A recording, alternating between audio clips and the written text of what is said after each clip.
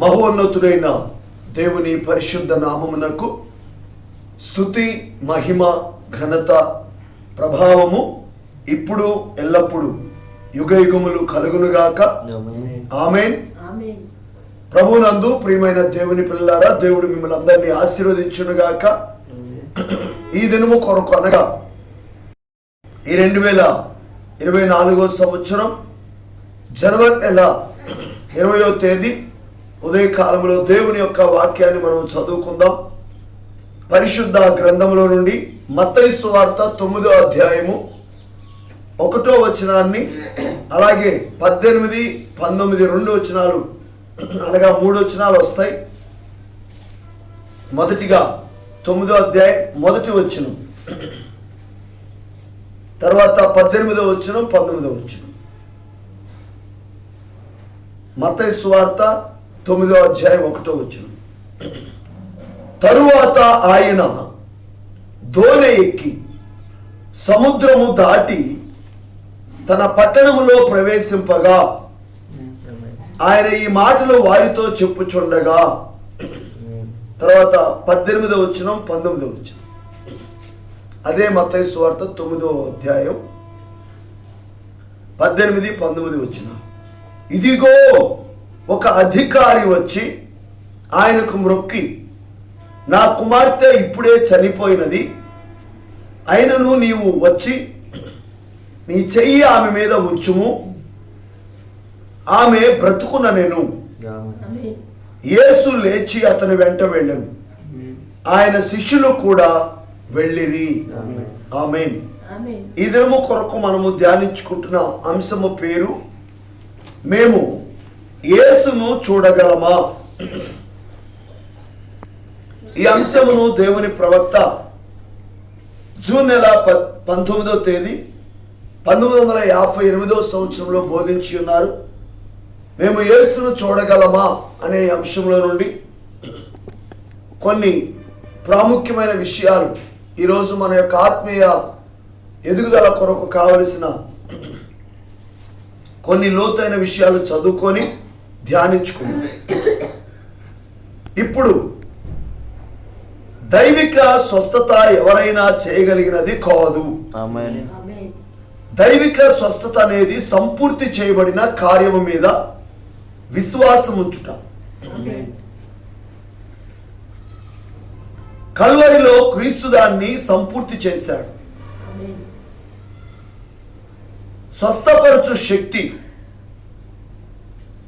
చివరకు యేసుకు కూడా లేదు.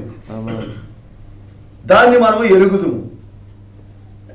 ఆయన చెప్పాను, ఈ కార్యమును చేయనది నేను కాదు, నాలో నివసించుచున్న నా తండ్రియే ఈ కార్యములను చేయుచున్నాడు. నా తండ్రియే ఈ కార్యములను చేయుచున్నాడు. కాబట్టి తన ఇష్ట ప్రకారము లేక ఎవరో ఒకరిని స్వస్థపరచు శక్తి దేవుని కుమారునికి లేదు. కుమారుడు తనంతట తాను ఏమీయూ చేయనేరుడని ఆయన చెప్పాను. ఆయన రోగులను స్వస్థపరిచిన గొప్పతనమును తనకు ఆపాదించుకొనప్పుడు ఈ రోజుల్లో లేక ఏ రోజుల్లో అయినా తాను రోగులను స్వస్థపరుచుచున్నానని ఒక వ్యక్తి ఏ విధంగా చెప్పగలడు? అది పూర్తిగా తప్పు.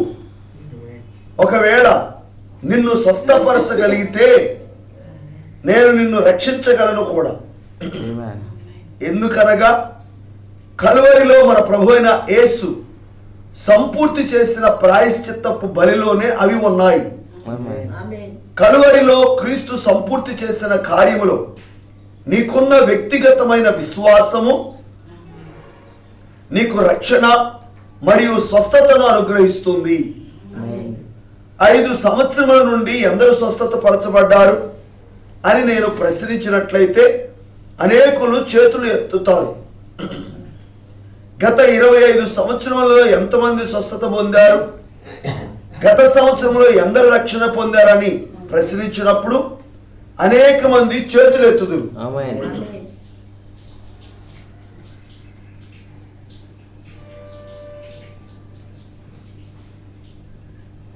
గత సంవత్సరంలో ఎంతమంది రక్షణ పొందారని ప్రశ్నించినప్పుడు చేతులు పైకెత్తబడతాయి. ఇప్పుడు అది ఒప్పు, మరి ఒక విధంగా అది తప్పు. 20 సంవత్సరములు లేక 20 సంవత్సరం క్రితం మీరు స్వస్థత పొందలేదు, కానీ 1900 సంవత్సరాల క్రితమే నీవు స్వస్థత పొందావు మరియు రక్షించబడ్డావు. యేసు కల్వరిలో మరణించినప్పుడు ఆయన పాపపు ప్రశ్నను మరియు రోగము యొక్క ప్రశ్నను ముగించాడు. అక్కడ ఆయన మన అతిక్రమముల నిమిత్తము గాయపరచబడింది. ఆయన పొందిన దెబ్బల వలన మనకు స్వస్థత కలుగుచున్నది. ఆ సమయంలోనే ఆయన సమస్తమును పూర్తి చేశాడు. ఆ సంపూర్తి చేయబడిన కార్యం మీద నీకున్న వ్యక్తిగతమైన విశ్వాసము నీ కొరకు ఆయన కలువరిలో చేసిన కార్యము నుండి ప్రతిఫలము పొందుతుంది. కాబట్టి నీవు 2000 సంవత్సరాల క్రితమే రక్షించబడ్డావు, కానీ 25 సంవత్సరాల క్రితము, 1 గంట క్రితము, 5 నిమిషముల క్రితము నీ రక్షణను నీవు అంగీకరించావు. నీవు 2000 సంవత్సరాల క్రితము స్వస్థత పొందావు, మరియు దాన్ని ఇప్పుడే నీవు అంగీకరించవచ్చు. కాబట్టి నా పరిచర్య అమెరికా దేశంలో ఎక్కువ ప్రభావము చూపించలేదు. ఏలయనగా రోగుల మీద చేతులుంచుటనే ప్రాచీన యూదు సాంప్రదాయానికి ప్రజలు అలవాటు పడి ఉన్నారు. అది ఎన్నడూ అన్ని జనులకు ఇవ్వబడలేదు. రోగుల మీద చేతులుంచుట అమెరికా ప్రజలకు బోధించబడినది. యాయీరు కుమార్తె మరణించినప్పుడు యాయీరు యేసుతో వచ్చి నా కుమార్తె మీద చేతులుంచుము, ఆమె జీవిస్తుందని చెప్పాను. యాయీరు యూదుడు, కానీ అన్యుడి కుమారుడు రోగిగా ఉన్నప్పుడు నీవు నా ఇంటికి వచ్చుటకు నేను యోగ్యుడను కాను, నీవు మాట మాత్రము సెలవిమ్ము, నా దాసుడు స్వస్థపరచబడును లేక జీవించును. యేసు యూదుల వైపుకు తిరిగి ఇశ్రాయేలులో ఎవరికైనా ఇలాంటి విశ్వాసము నేను చూడలేదని చెప్పాను. ఆయన వాక్యమును అంగీకరించుట అన్ని జనుల విధానం, మరియు ఇది దేవుని వాక్యము, దానిలో ప్రతి ఒక్కటి దేవుని యొక్క వాక్యమని నేను విశ్వసించుచున్నాను. దేవుడు తన వాక్యంలో రాయబడిన కార్యములు కూడా చేయగలడని నేను నమ్ముచున్నాను. ఆయన వాగ్దానము చేసినవి అనేకములు ఉన్నాయి. ఆయన వాగ్దానములు తప్ప వాటికంటే ఎక్కువ గాని తక్కువ గాని నాకు వద్దు. ఏలైనగా నేను వాటిని పొందుకొనుటకు ఆయన మరణించాడు. కాబట్టి ఆయన వాగ్దానములలో స్వస్థత ఒకటి. ఆమేన్. ప్రార్థించుకుందాం. జీవాధిపతివైన మా యేసు ప్రభువా, పరిశుద్ధుడైన మా దేవా, ఈ ఉదయకాల సమయంలో ఎందుకు పనికిరాని మమ్మలను గత రాత్రంతయు కూడా క్షేమముగా ఉంచి ఉదయమున మరలా ప్రభువా మా కుటుంబాలను అద్భుతంగా బ్రతికించి మొట్టమొదటిగా మీ ముఖ దర్శనం చేసుకొని మీ మాటలు విని ఈ దినమంతయు కూడా మీ వాక్య ప్రభావము క్రింద, మీ ఆలోచన క్రింద, మీ చిత్తానుసారముగా మా జీవితాలు గడపాలని మేము ఆశపడుతున్నాం.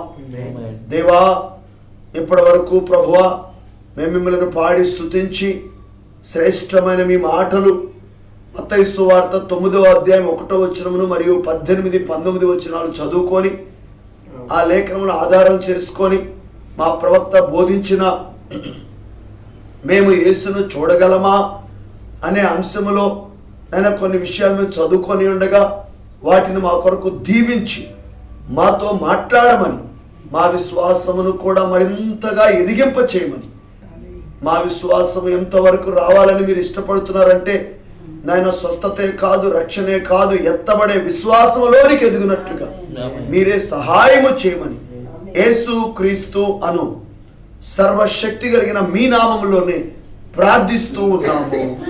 ఆమేన్. ప్రభునందు ప్రియమైన దేవుని పిల్లలారా, దేవుడు మిమ్మల్ని అందరినీ ఆశీర్వదించునుగాక. ఆమేన్. ఉదయకాలంలో మీ అందరికి కూడా ప్రభు యేసు క్రీస్తు నామములో నా ప్రత్యేకమైన వందనములు, మీకు శుభములు తెలియజేస్తున్నాను. దేవుడు మిమ్మల్ని అందరినీ ఆశీర్వదించునుగాక. ఆమేన్. ఈ ఉదయకాలంలో కొద్ది నిమిషాలు దేవుని యొక్క వాక్యమును మనం ధ్యానించుకుందాం. ఎంతమందికి వాక్యం అంటే ఇష్టం? ఆమేన్. నేను గత జనవరి నెల ప్రారంభంలో చెప్పాను, ఎవరికి వారే వ్యక్తిగతంగా కుటుంబాల్లో కుటుంబ బలిపీఠం ఏర్పాటు చేసుకోవాలని.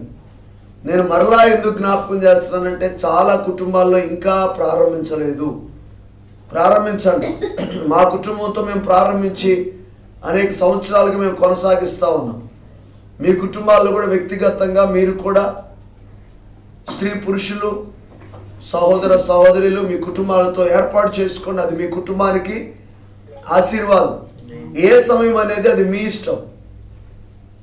మీరు అందరూ లేచి చక్కగా మరి భర్త భార్య పిల్లలు కూర్చొని ఒక ప్రార్థన చేసి ఒక పాట పాడి వాక్యం చదువుకొని ప్రార్థన చేసుకొని అందరూ కూడా మీ పనులకు వెళితే దేవుని యొక్క ఆశీర్వాదం ఉంటుంది.